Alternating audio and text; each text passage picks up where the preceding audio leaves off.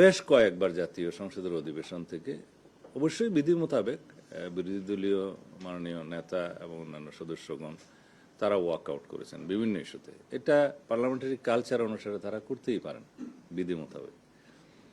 কিন্তু যে সমস্ত ইস্যুতে তারা ওয়াক আউট করেছেন ওখানে কিছু কিছু তথ্য সঠিক ছিল না, ওনারা সঠিকভাবে উপস্থাপন করেনি।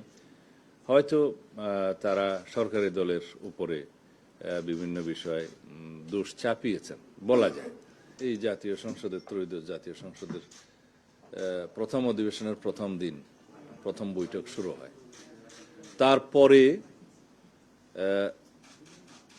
15 তারিখ একদিন আমরা সংসদ করতে পারি।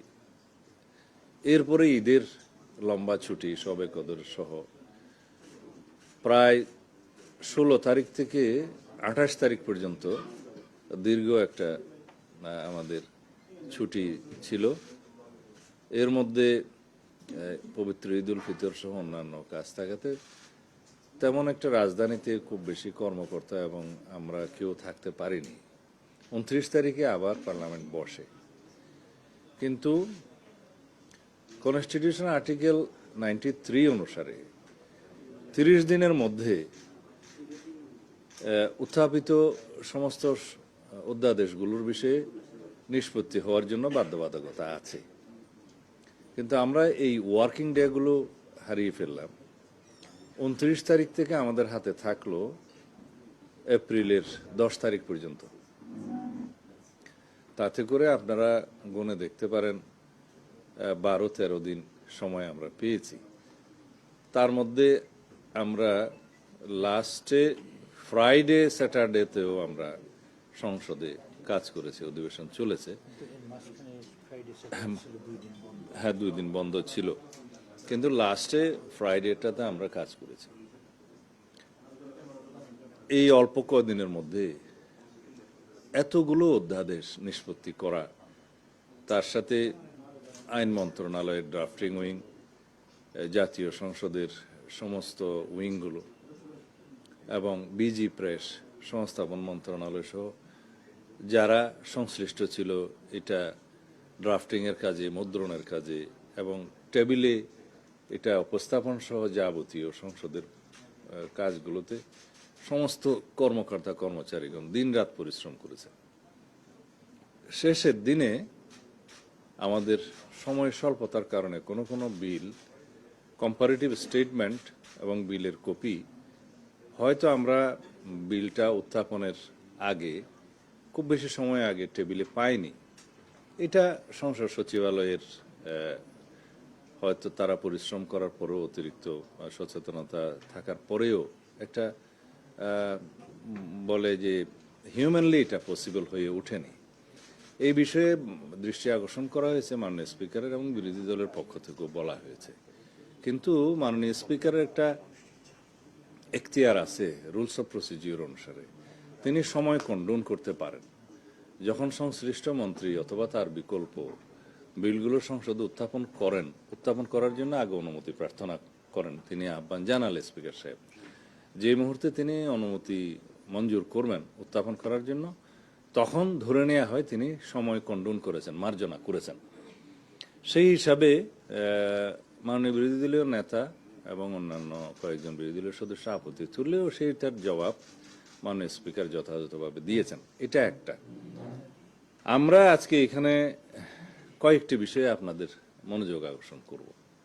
এক হচ্ছে, বেশ কয়েকবার জাতীয় সংসদের অধিবেশন থেকে অবশ্যই বিধি মোতাবেক বিরোধী দলীয় মাননীয় নেতা এবং অন্যান্য সদস্যগণ তারা ওয়াক আউট করেছেন বিভিন্ন ইস্যুতে। এটা পার্লামেন্টারি কালচার অনুসারে তারা করতেই পারেন বিধি মোতাবেক। কিন্তু যে সমস্ত ইস্যুতে তারা ওয়াক আউট করেছেন ওখানে কিছু কিছু তথ্য সঠিক ছিল না, ওনারা সঠিকভাবে উপস্থাপন করেনি। হয়তো তারা সরকারি দলের উপরে বিভিন্ন বিষয়ে দোষ চাপিয়েছেন বলা যায়। সেই বিষয়গুলো আমরা তাৎক্ষণিকভাবে যতটুকু অ্যাড্রেস করা দরকার পার্লামেন্টে সেইটুকুন আমরা অ্যাড্রেস করেছি। কিন্তু ওনারা যখন বাইরে এসে প্রেসের সাথে কথা বলেছেন তার মধ্যে অনেকগুলো বিষয়ে কথা বলেছেন যেগুলোর বিষয়ে আমাদের এখন বাইরে সেটার আমাদের জবাব দেওয়া প্রয়োজন। তা না হলে আমরা অনেকটা আপনাদের কাছে, মিডিয়ার কাছে, জাতির কাছে আমরা হয়তো আমাদের বিষয়টা পরিষ্কারভাবে তুলে ধরতে পারবো না। সেই জন্য আজকের এই প্রেস ব্রিফিং। এই অর্ডিন্যান্সগুলোর বিষয়ে আমাদের মাননীয় আইনমন্ত্রী কথা বলবেন। আমরা 133টি অর্ডিন্যান্স আর্টিকেল 93 অনুসারে পার্লামেন্টের প্রথম বৈঠকে আমরা প্রথমে এগুলো উপস্থাপন করেছি, যেটা সাংবিধানিক বাধ্যবাধকতা উপস্থাপন করার। তার মধ্যে 4টা বিষয় থাকে। হয় 30 দিনের মধ্যে এগুলো অনুমোদন করতে হবে, অথবা অননুমোদন করতে হবে, অথবা এগুলো বিল আকারে অথবা সংশোধিত আকারে আমাদেরকে সেটা পার্লামেন্টে তুলে স্ব মন্ত্রণালয়ের যে সমস্ত অর্ডিন্যান্সগুলো জারি করা হয়েছিল সেগুলো আইনে পরিণত করতে হবে। তা আমরা একটা বিশেষ কমিটি জাতীয় সংসদের প্রথম দিকে যেটা করে দিয়েছিলেন মাননীয় স্পিকার, এই সংসদীয় বিশেষ কমিটির প্রস্তাবনার মধ্যেই থাকে তার অ্যাক্টিভিটিস কি হবে, কার্যক্রম কি হবে।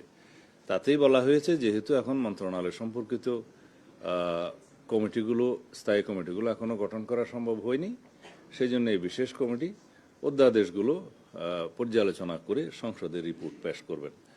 সেটা সংক্ষিপ্ত সময়ের মধ্যে 3টা লং সেশনে আমরা বসে বিশেষ কমিটিতে এপ্রিলের 2 তারিখে সেটা বিশেষ রিপোর্ট সংসদে, সেই কমিটির আহ্বায়ক আমাদের মাননীয় সংসদ সদস্য অ্যাডভোকেট জয়নাল আবদীন সাহেব প্লেস করেছেন। তার মধ্যে কয়েকটা ভাগে এটা প্লেস করা হয়েছে। তার মধ্যে 98টি অর্ডিন্যান্সের ব্যাপারে প্রথম ভাগে বলা হয়েছে এটা অ্যাজ ইট ইজ আমরা সংসদে যেভাবে আছে সর্বসম্মতিক্রমে পাশ হবে। এরপরে 16টা অধ্যাদেশের বিষয়ে বলা হয়েছে যে এটা আমরা যাচাই বাছাই করে পরে বিল আকারে সংসদে উত্থাপন করা হবে। তারপরে একটা তালিকা আছে, সেই তালিকার মধ্যে যেগুলো আমরা হেফাজত এবং রহিতকরণ করব সেই তালিকাটা আছে।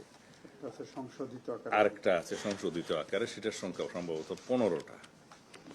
এখন সেই বিষয়গুলো আমরা কিভাবে উত্থাপন করলাম, মাননীয় বিরোধী দলীয় নেতা পরে যখন ওয়াকআউট করেন তখন তিনি বললেন যে 91টা বিল এখানে উপস্থাপন করা হয়েছে, 16টা যাচাই বাছাই করে পরে উত্থাপন করা বলে বলা হয়েছে, বাকিগুলো গেল কোথায়? আইনমন্ত্রী সাহেব ফ্লোরে জবাব দিয়েছেন যে 91টার মধ্যেই কিন্তু বাকি 17টা অন্তর্ভুক্ত। কারণ কোনো অধ্যাদেশ জারি হওয়ার 15-20 দিন, 1 মাস 2 মাস পরে দ্বিতীয় সংশোধনী আনা হয়েছে, কোথাও তৃতীয় সংশোধনীও আনা হয়েছে। মূলত অধ্যাদেশ একটা। তো যখন বিল আকার উত্থাপন করা হয় জাতীয় সংসদে, সব অধ্যাদেশগুলোকে এক করে একটা বিল আকারেই উত্থাপন করা হয়েছে। এইটা আমার মনে হয় মাননীয় বিরোধী দলীয় নেতা হয়তো খেয়াল করেননি। সেই কারণে তিনি মনে করেছেন 91টা না হয় প্লেস হলো, 16টা প্লেস হবে না, বাকিগুলো গেল কোথায়? বাকিগুলো এই 91টার মধ্যেই অন্তর্ভুক্ত। তিনি হয়তো এটা খেয়াল করতে পারেন। ডিটেলটা আইনমন্ত্রী সাহেব বলবেন। আর যে সমস্ত বিলগুলো নিয়ে পার্লামেন্টে এই বিশেষ রিপোর্টের মধ্যে মাননীয় বিরোধী দলীয় সদস্যগণ নোট অফ ডিসেন্ট দিয়েছিলেন, এই বিশেষ কমিটির রিপোর্টে হুবহু সেই সমস্ত নোট অফ ডিসেন্টগুলো উল্লেখ করা হয়েছে যেভাবে তারা দিয়েছেন। এবং নোট অফ ডিসেন্টওয়ালা অধ্যাদেশগুলো যেগুলো সংসদে উত্থাপিত হয়নি বা সংশোধিত আকার হয়েছে অথবা রহিত এবং হেফাজতকরণের জন্য উত্থাপিত হয়েছে, এই সব বিষয়ে নজিরবিহীনভাবে মাননীয় স্পিকার 2 মিনিটের জায়গায় কোথাও 10 মিনিট 15 মিনিট করে কয়েকজন সদস্য, বিরোধী দলীয় সদস্যদেরকে কথা বলার সুযোগ দিয়েছেন। তারা দীর্ঘ লিখিত বক্তব্য পাঠ করেছে, আপনারা দেখেছেন, এবং এটাও কিন্তু নজিরবিহীন।